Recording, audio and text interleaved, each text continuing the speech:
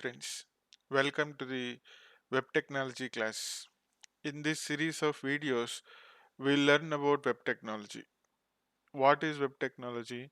Web technology is a set of technologies such as HTML, JavaScript, cascading style sheets, which are essentially meant to build the content around which the whole internet works today. That internet is also called web. We'll learn more about them in the subsequent classes. Welcome to the class. To start with, we have to learn what is a computer network. Why do we need to learn what is a computer network? Computer networks are the foundation for the internet to run. For us to be able to do anything with the internet or the web, we need to have a sound understanding of the computer networks. So, we'll dive into what is a computer network.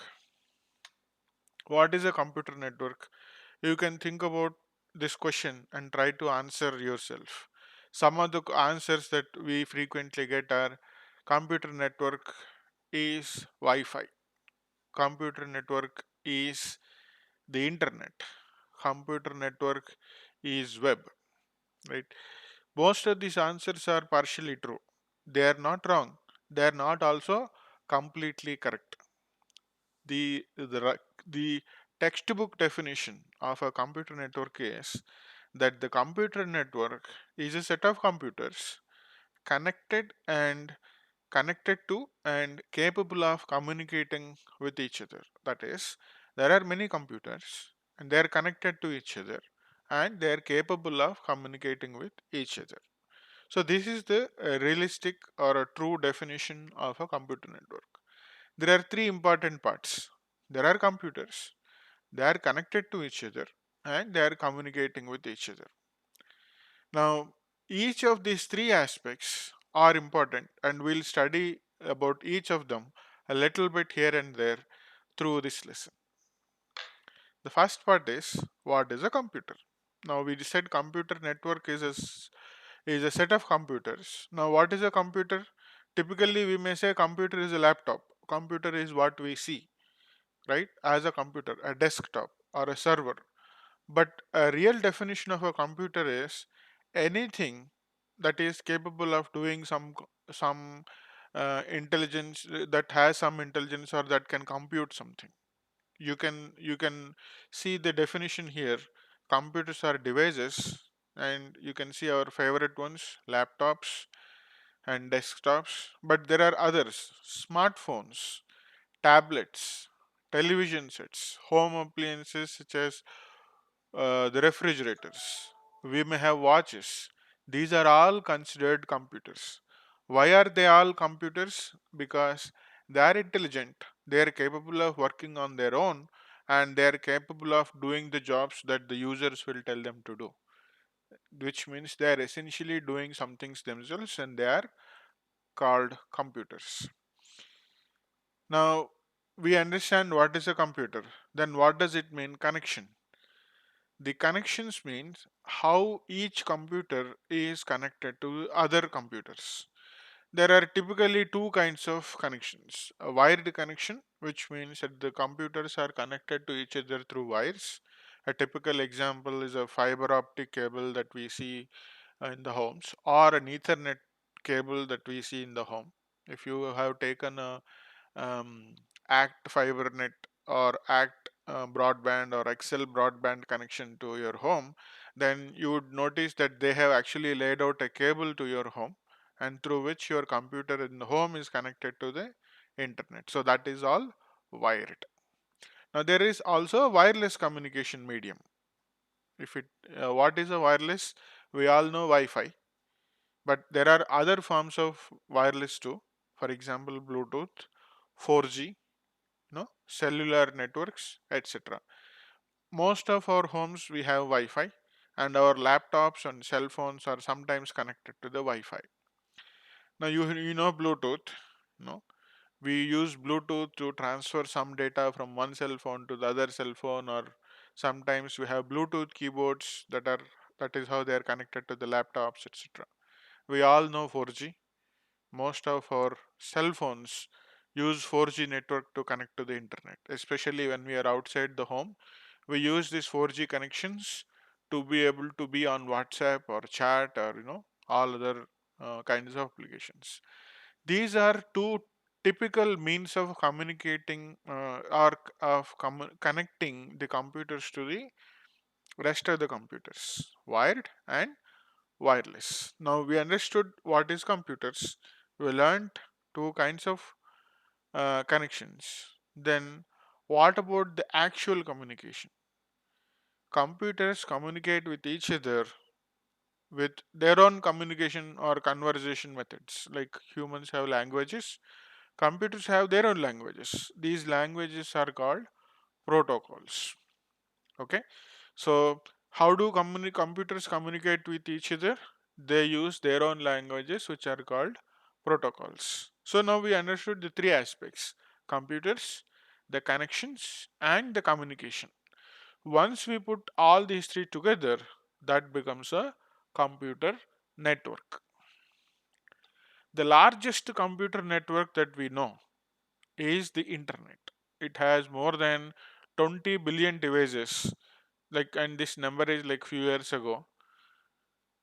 This set of computers, 20 billion computers or odd or more, that are connected to each other, may not be physically, you may not see all the 20 billion devices by yourself sitting at home, but they're all connected to each other. This network is called the internet. Then the question is, are there computer networks which are not internet? Right? Why are we saying the largest network is internet? Does it mean there are smaller networks that are not part of the internet that we cannot see? The answer is yes. Not every computer or not every computer network is connected to the internet. There are private networks. There are networks that are not connected to internet for various reasons. But they are also computers, they are also connected to each other, they communicate, just that it is not connected to the rest of the world that we call as internet. So internet is the largest computer network that is connected to, that has computers connected to each other. This internet, especially when we you view it from a usage perspective, is called web, which is a short form for world wide web. Okay, then we see an example of the internet. You can see in this picture there are different parts of an internet that are shown here, right? You see, the first one is the home network.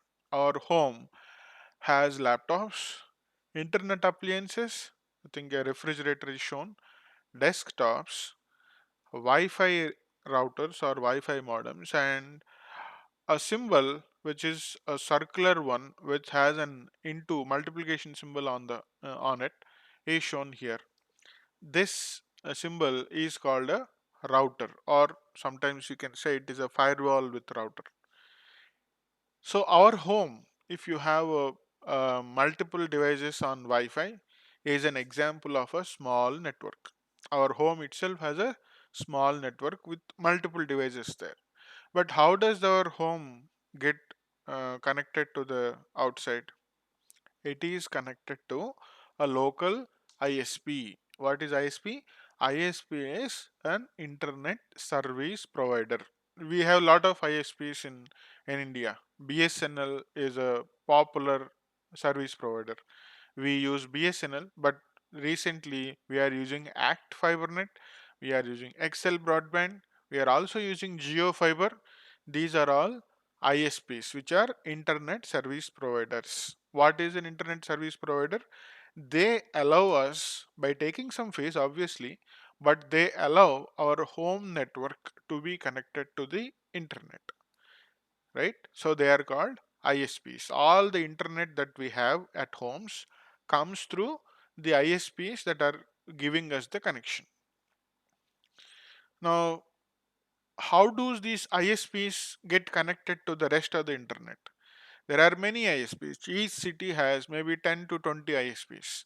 But then typically there are some core ISPs, very few within each country. In India, we have Jio, we have Airtel, we have BSNL, we have VI.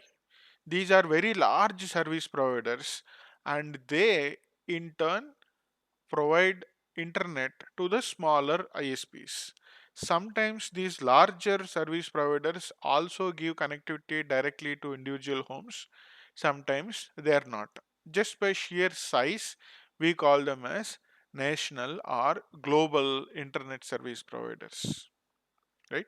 So, this is how our homes get connected to the internet. Why do we need these ISPs? Because if you, for example, want to go to youtube.com, we go to from our home, the request to go to youtube.com goes to the local ISP. From there it goes to the global ISP. From there it goes to the youtube.com website. The global ISPs know where each of the web servers that we are looking for is there. Okay. Then we have mobile networks. Like how we have our home network, there are mobile networks also. We take connections from Jio, Airtel, Idea, BSNL. These are all mobile networks which are also connected to the global ISPs. When we are on 4G, the connectivity is through a mobile network and from mobile network to the global ISPs. Now, these are the things that we come across regularly, but there are other parts.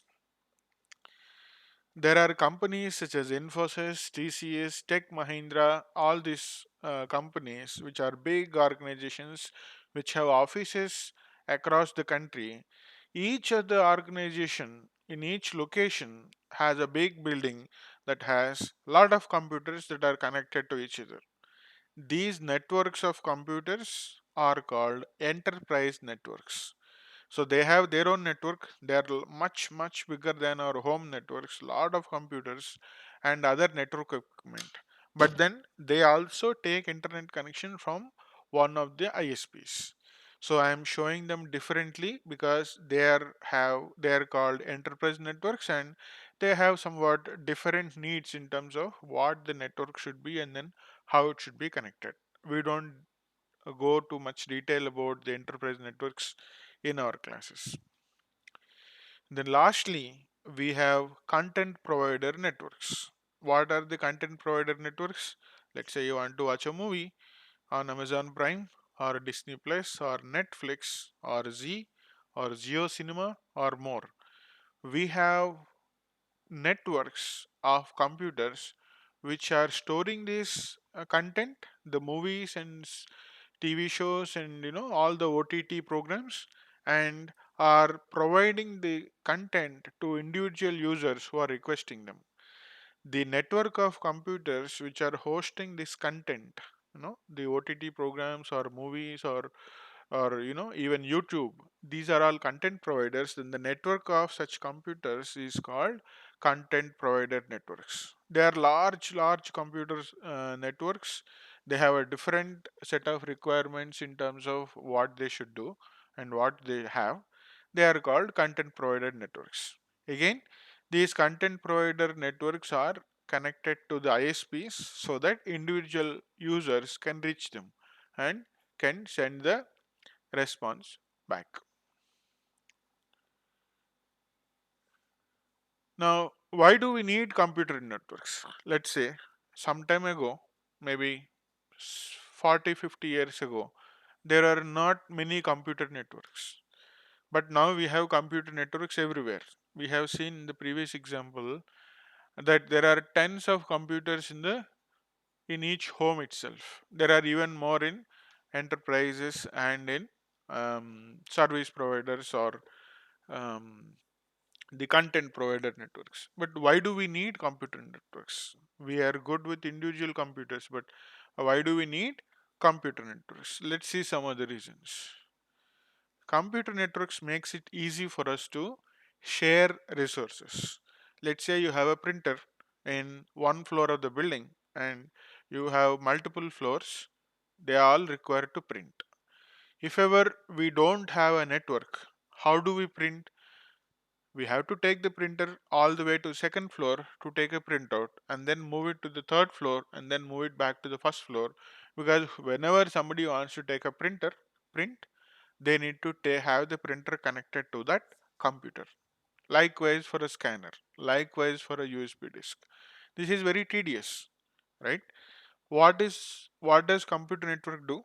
Now, printers are capable of communicating on the network. They are part of the computers, they are part of the network. So, what does it mean? A printer can stay in one place and get connected to the computer network, and any computer from any part of the building can issue a printout to that printer. So nobody needs to move the printer anywhere. Nobody needs to make connections every time. They just need to give a print command, right? So this is sharing of the resources. We have resources that can be shared among all the users in the computer network. Second, we have computer networks. We are living in a world where the pandemic is rampant today. Most of us have to work from home.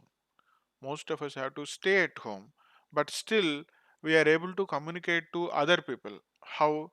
We can say we are using WhatsApp, we are using um, Zoom classes, we are using Google Meet classes, we can look at the videos. All these things we are able to do. All this is possible because of computer networks. We are able to communicate and work with other people using the computer network. This itself is a big benefit that we have, that an advantage that we can get out of computer networks: communication and collaboration with other people. Then the next neat thing is there are a lot of books, there are a lot of material, study material out there on the internet. Any subject that you want, we know we can go to YouTube and look for a video, or go to the internet and search for more information on it and then get it. Without a computer network, all this information that is out there is practically not accessible to us. We cannot learn all the new things that is possible today. So that is to get access to lot of information and improve our own knowledge and improve our productivity.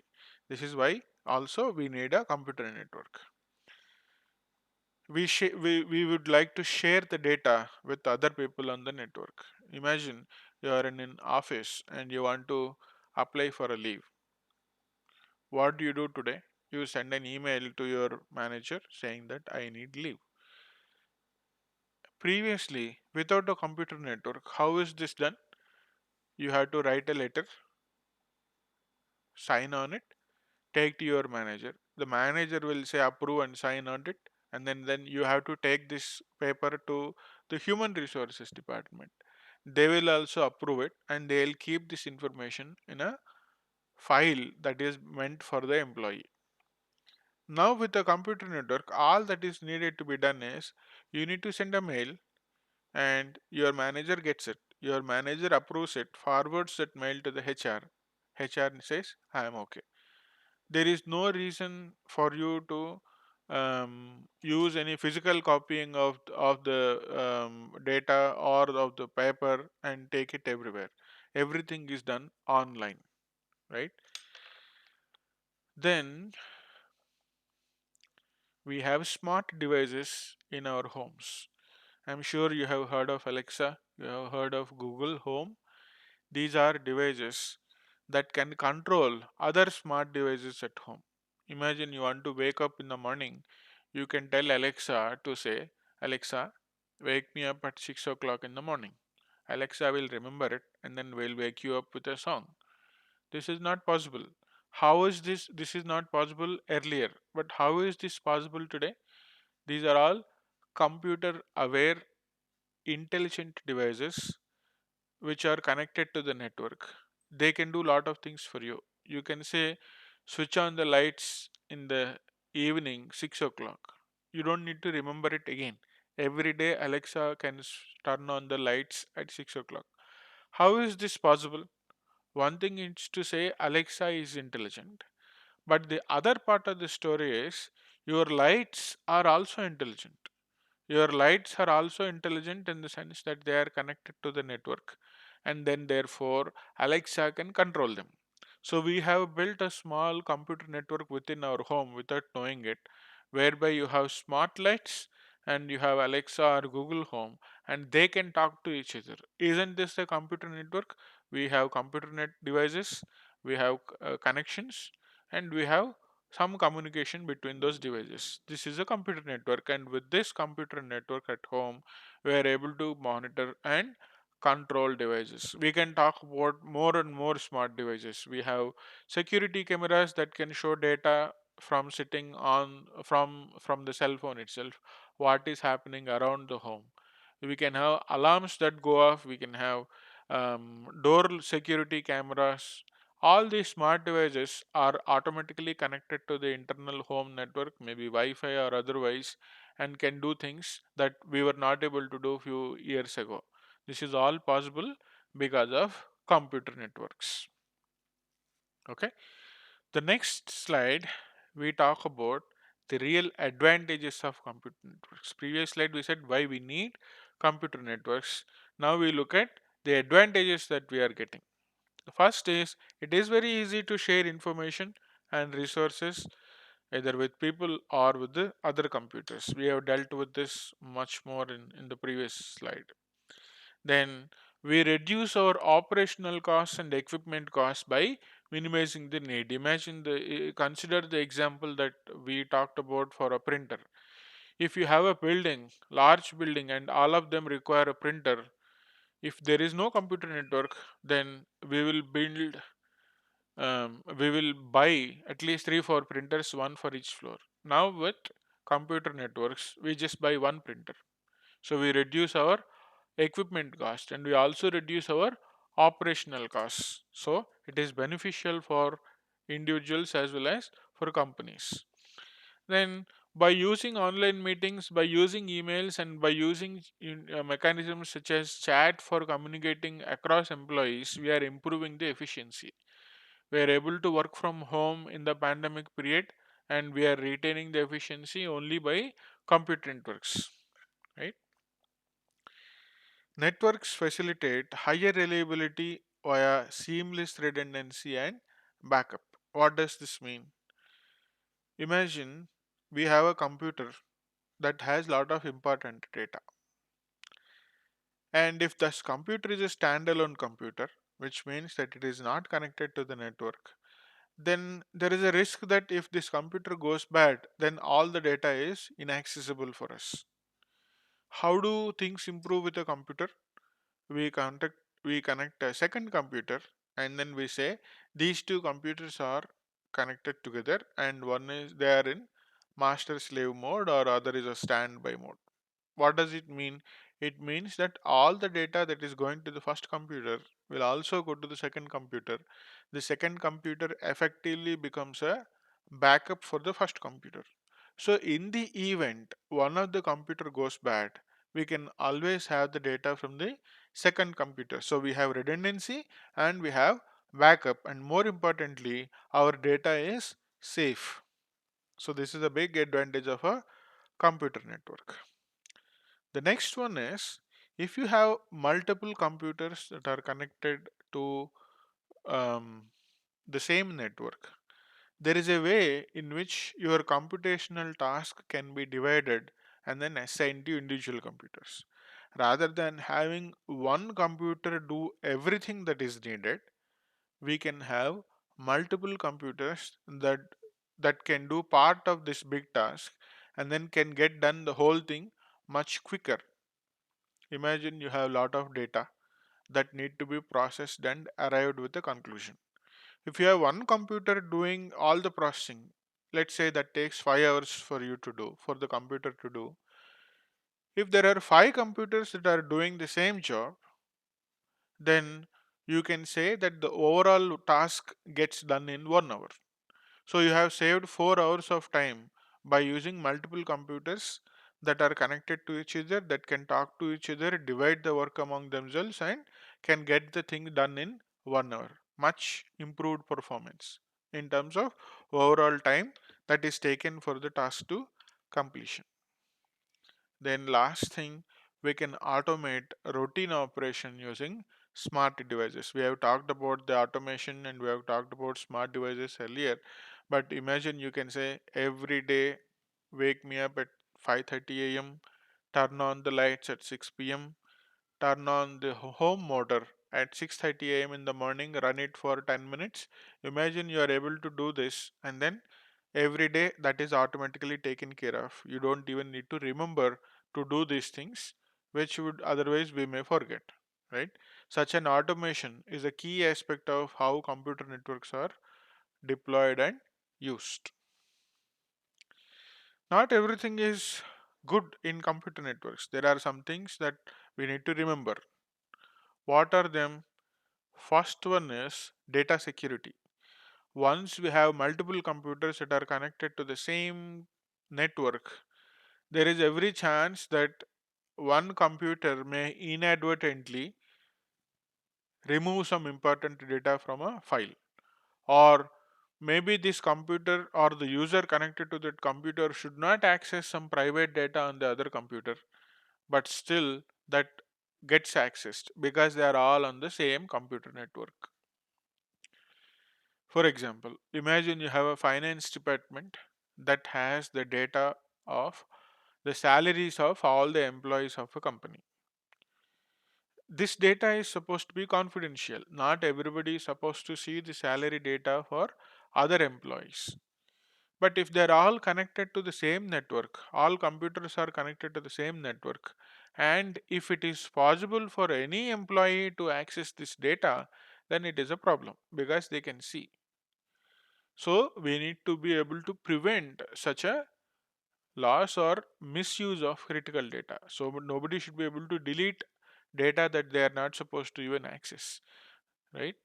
So how do we fix this? This problem is fixed by using a mechanism popularly called as AAA, auditing, accounting and authorization. So we need to have network administrators that can properly configure security mechanisms on the network so that people cannot access anything and everything.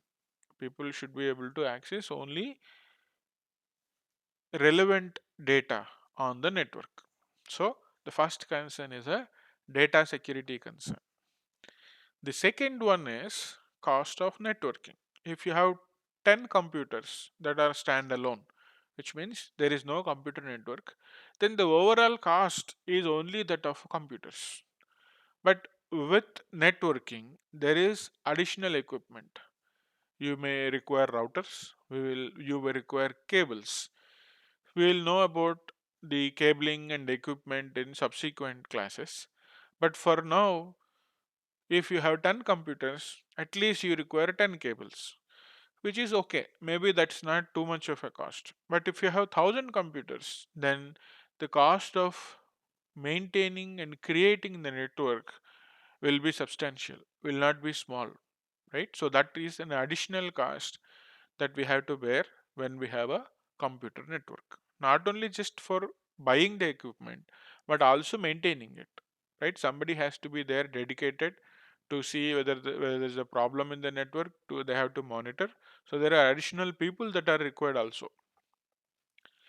Then once there is a computer network, there is always a threat of a virus or a malware coming into one computer, and because of the computer network it can spread to the other computers. There are many viruses that spread to other computers through the common shared network.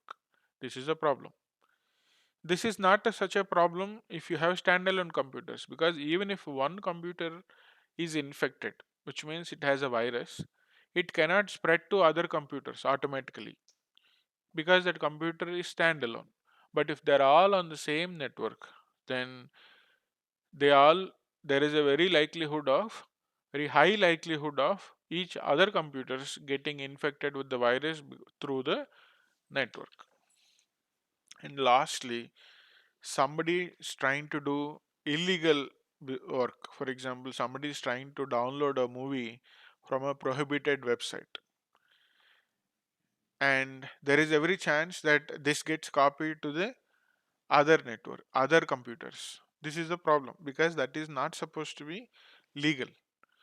If there is no network, then the chances of some the illegal content spreading to other computers is very less.